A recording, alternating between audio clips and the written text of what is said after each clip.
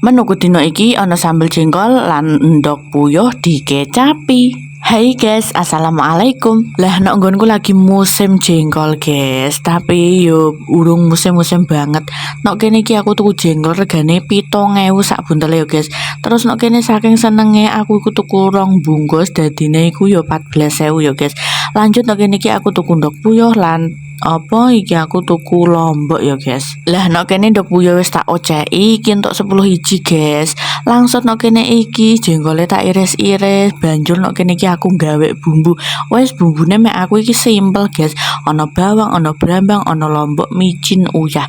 Wes iki diulek ngasih lembut, bariku mek wis lembut, langsung wae dicawesno iki wajan sing ora glowing digosang-gaseng sampai bumbune iki muateng sampai medhok ngono guys. Lah bumbune wis medhok langsung wae iki jenggole dilebokno ya guys, terus diosrang-asreng dikai banyu sithik ben nyemek-nyemek ngono guys. Sambel jengkol wis mateng lanjut iki nek kene aku nggo ana bawang, ana brambang, lombok saithik ya guys.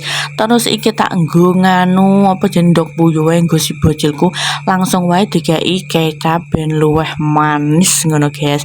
Wes ikilah penampakane guys, endhog puyuh kecapan terus ana sambel jengkol. Walah iki engko manganku imbah-imbah terus guys. Mek lawae perjengkolan engko luwai iwak kebo temenan.